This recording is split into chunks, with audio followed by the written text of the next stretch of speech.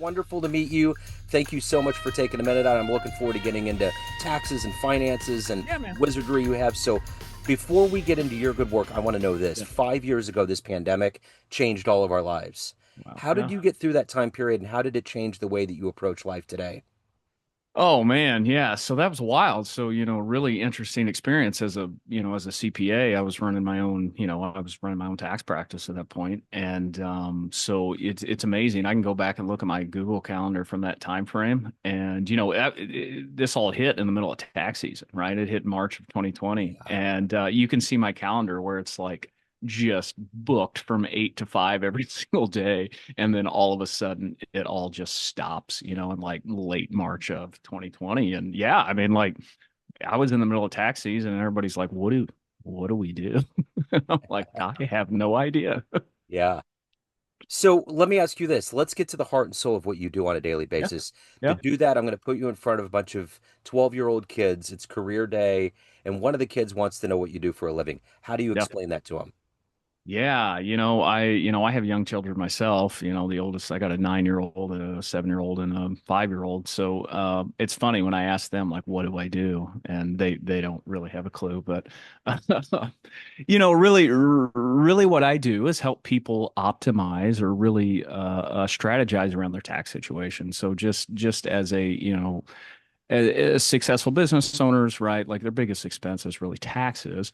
And really, with a little bit of strategy and optimization around that, we can dramatically reduce tax liabilities. And I know I'm not explaining this well to a third grader right now, but we can dramatically reduce tax liabilities. And really, my big passion around it is that the industry is pretty broken and there's very little strategizing going on. Most CPAs and CPA firms are focused on really just compliance, right? They're really good at putting the right numbers in the right boxes, but not really good at customer relationships and really strategizing and being more of an advisor slash consultant and looking forward, instead of just only looking backwards. Well, and as you said in your bio, you're kind of giving them the bigger picture. And I think kids can understand that because Yeah. there's always a way of visualizing. It's just like the mind of an entrepreneur. There's a lot of people were groomed to get out into the world and get a job and have all that security. But when you're an entrepreneur, there's a different way of looking at life because you get your freedom on the back end, but up front, you got to work. It's those Yeah. kinds of Oh, yeah. things, you Yeah, know? and obviously I host my own podcast and it's really all around entrepreneurship and it's behind their success is what it's called. But yeah, I love the entrepreneurship game. I love, I'm, 12 years in or yeah, about 12 years in the entrepreneurship game myself. And I love mentoring other people and getting in different rooms and I'm part of a lot of different mastermind groups where, successful business owners really just share all their problems and we all just get in a big room and talk about it, right? You got a room full of just unbiased, successful other entrepreneurs. And it's amazing where you think you have some huge, large problem and, the other people in the room were like, they just have a simple solution. Like, well, why didn't you think about doing this? And it's amazing. Like you get around a group of people that are more advanced than you in other areas, it can save years, literally years off your journey by just getting around people that have already made the mistakes you're about to make. Yeah. So were you originally from Columbia? Yeah, well, very small town. So I say Central Missouri. Yeah, so I'm from a tiny little town, Glasgow, on the Missouri River. So yeah, I've grown up in Central Missouri my whole life. But yeah, shout out to little old Glasgow, about 1,000 people. Huge boys basketball program there. Okay. Basketball school, big time. Right on. So what did you want to be at 12 years old? What was your dream job? I wanted to play in the NBA, Yeah. 100%. But, as a guy that only made it, I'm kind of tall. I made it to about 6'2", but that's basically, you're below the the acceptable range to play in the NBA at that point. Yeah. So I wasn't quite gifted. I loved sports growing up. I loved the competition and that kind of stuff, which is kind of, drove me into the entrepreneurship world as well. So how did that happen? Being an entrepreneur, being a finance guy, how did all of these foundational seeds get planted into you to grow into who you are today? Yeah, great question. Great question. So, really a lot of it goes back to my childhood. I grew up single family, single mom family, my dad was kind of in and out and struggled with a lot of his own issues. And, we had some, lack of economic security, right? We certainly weren't the worst off in the world, but I noticed it as a kid. So that became a fear of mine, right? And that really what drove me into learning about money. When I got off to college about 18 years old, like I loved, watch like CNBC and all this money stuff because like literally my motivation was I didn't want to be poor. Like it was such a scarcity motivation and like I just never wanted to experience that again. So that led me down that journey. I went to college, I got my undergrad, got a master's degree. I started working for a local bank. I did a little stuff in insurance, worked for a large Fortune 500 company, huge manufacturing company. Quickly found out like while I'm really good, like my bosses will all say, "Hey, he's a great employee and whatever." Like I hated it. I absolutely hated it. Like I and not to like toot my own horn or whatever, but like I'd kind of work circles around people and like there just really wasn't any upside, right? And I'm the Yeah. kind of person that's like, I'll work my butt off if I get the upside, right?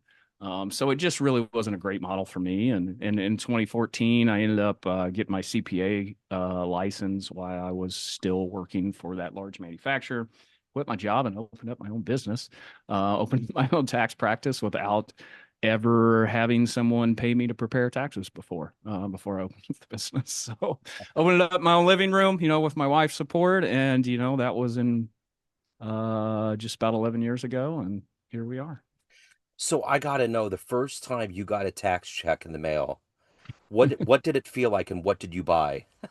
Yeah, yeah, and it's amazing. I look back on some of that stuff where it's like, oh man, somebody paid me, $150 to do something, which Yeah. was like amazing, right?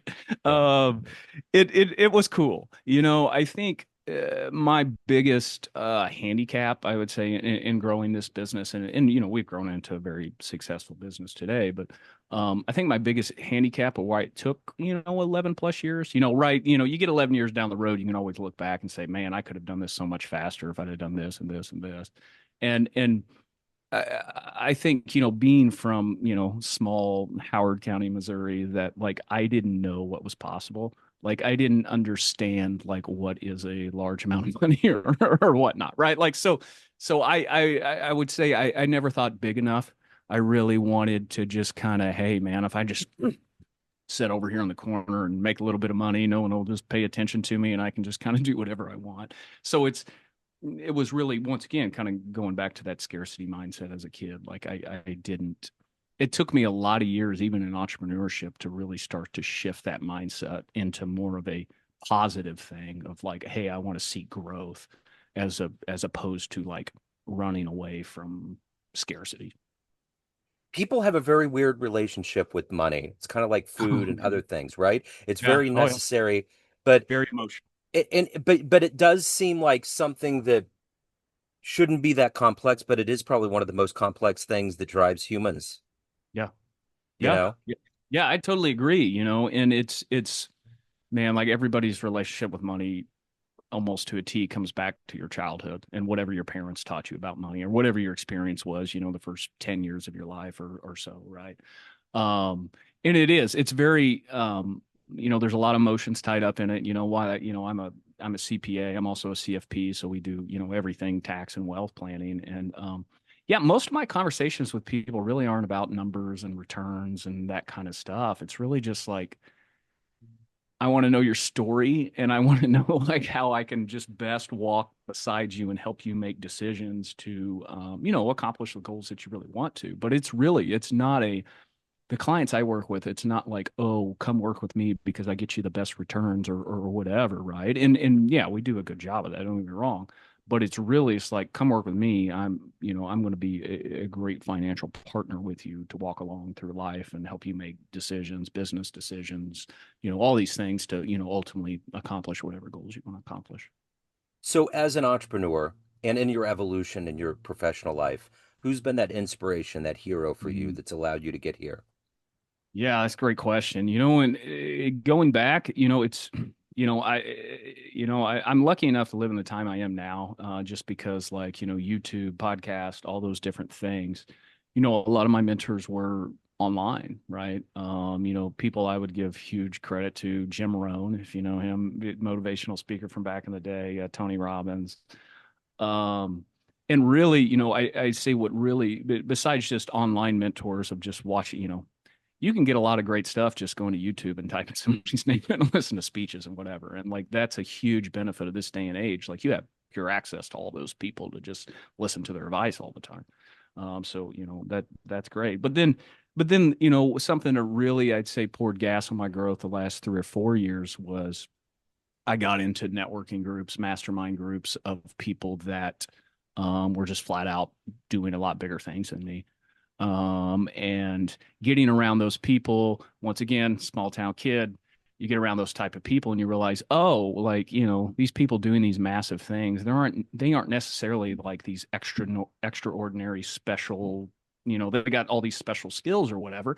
They're like normal people. They just they just do it, right? Like they just put themselves out there. They're comfortable taking these larger moves and whatever. But like what I mean is like it personalized it a lot more where I'm like, oh, well, if he can do that, I can do that too, right? It's not like this far off thing that I couldn't accomplish, right? So what gets you up every day? What's the motivator to not only to do your job well, to make your clients happy, but to take care of your soul, your family, your Mm. life? How does that work for you? Yeah, I mean, my family, on a personal side, we've been making some moves this year. Really, we've had some, great, very lucky to have some, quite a bit of success in business, and the things that my wife and I have three small children, we're really focused on is simplifying to a degree, right? And making, I got about 10, 15 years left with my kids and making sure we make moves to create as much freedom and flexibility in our lives to just, do what we want for that time period. So I've made a lot of moves personally to do that. And it's, what gets me up every morning. It's a great question. I don't have a perfect answer for that. I'm motivated to build. I'm a builder. Like, I want to keep adding layers and complexity on my business and continue to grow it. I've got an awesome team, the team of, my best friend that's been with me forever, and then also some younger members on the team. And the more I grow, the more we grow the business, the more opportunities it is for them. I want to create a big machine that everybody that gets on my team, it creates a bunch of economic value for them, and I can pay you amazing amounts of money and all those things. So it gets bigger than just me, right? At that point, like I've had some success and we've done some things to help our financial security and it just becomes bigger. And in a lot of ways that actually motivates me even more because just my personality type as like a social person, like I care less about myself. And I know this sounds all like holier than thou or whatever, but to a degree, it's true. Like I'm less motivated to go make money for myself than I am to create opportunities for other people. So, the one thing about being financially successful is it requires risk. Mhm. What's the biggest financial risk you've taken in your life?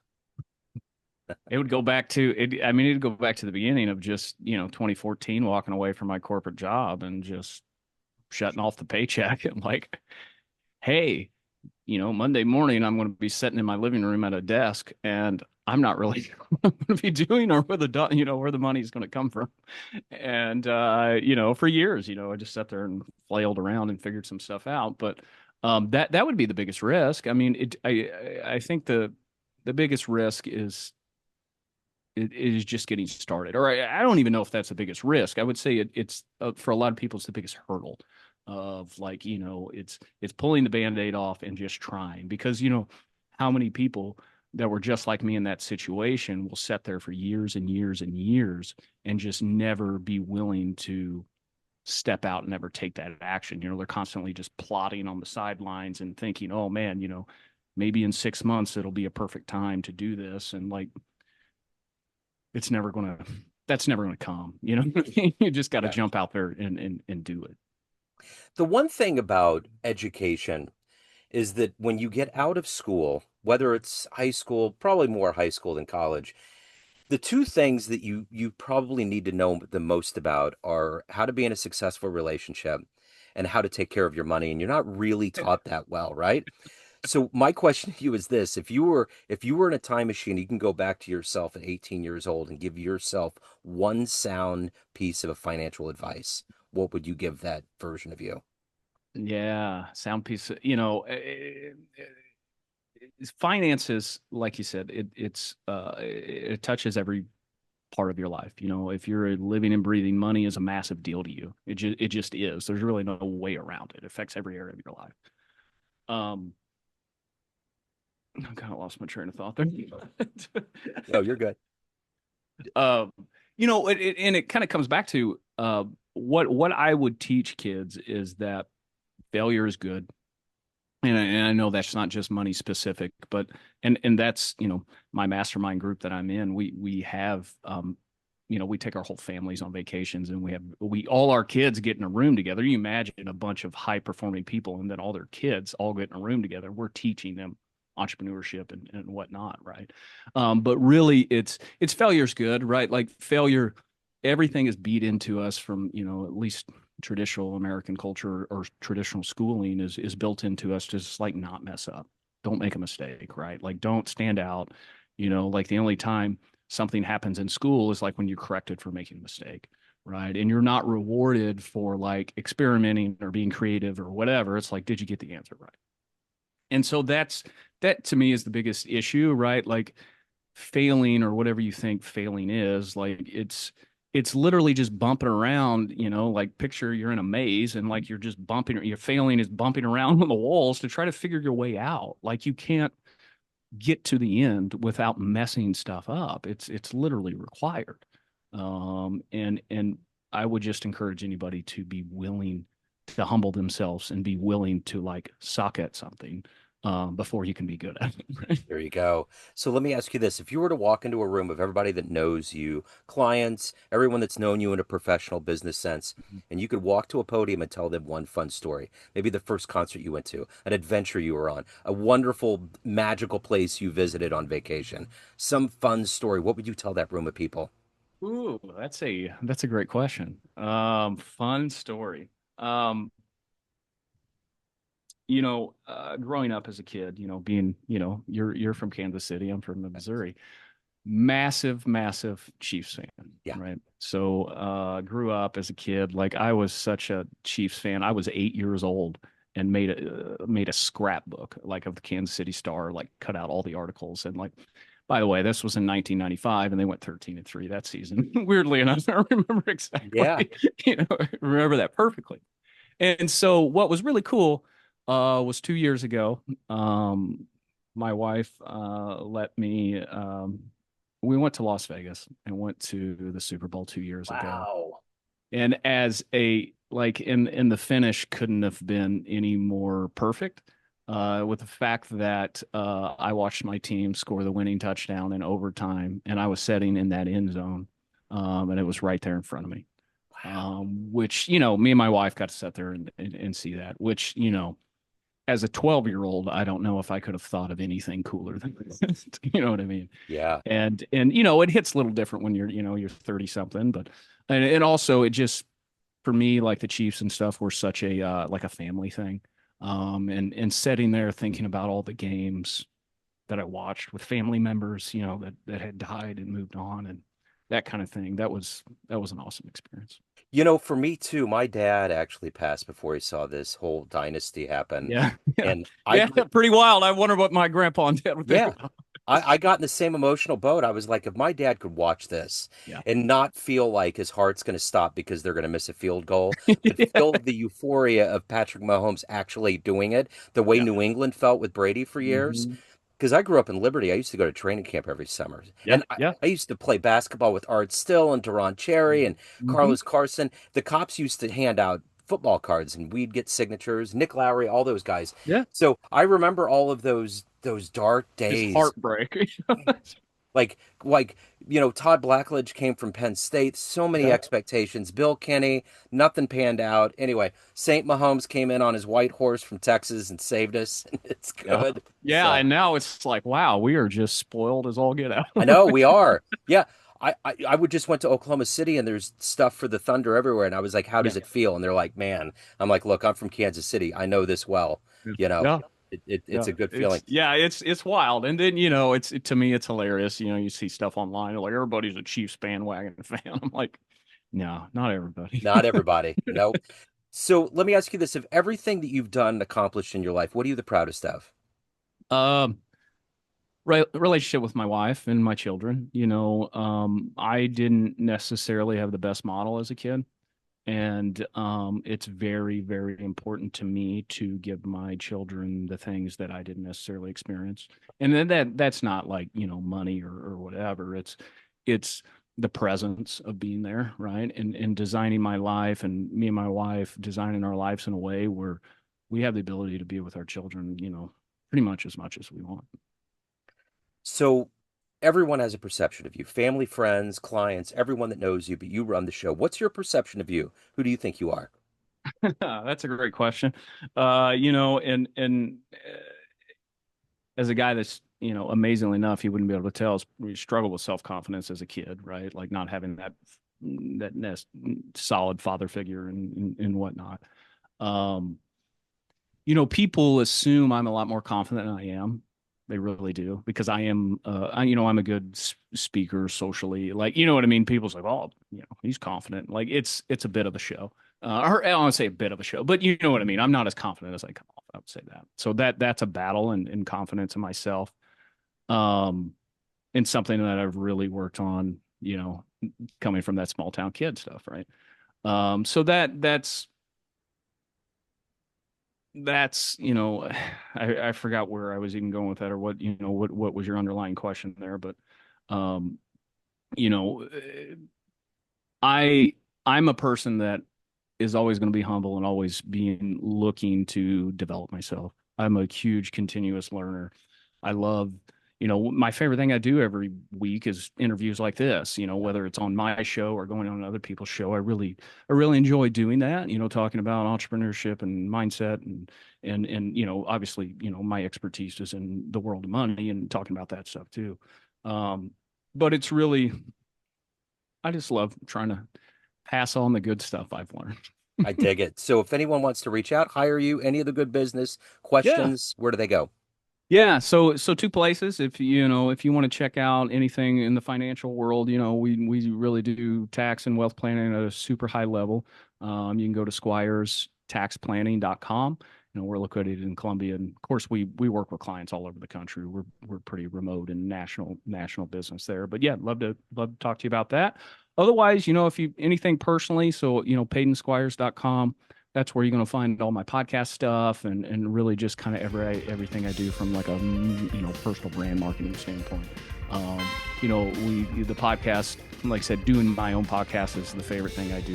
You know, every week I get to have you know 8, sometimes even 9-figure business owners on there, and them telling their story of how they built what they built and lessons learned along the way. So that's all the stuff you can find at PadenSquires.com. Right on. This has been wonderful. Thank you, man. Thank you for your story. Thank you for your time. Best of luck with everything. Yeah, absolutely, Joe. You do a great job here. You're obviously a great interviewer. I appreciate it. Yeah, absolutely. Thank you.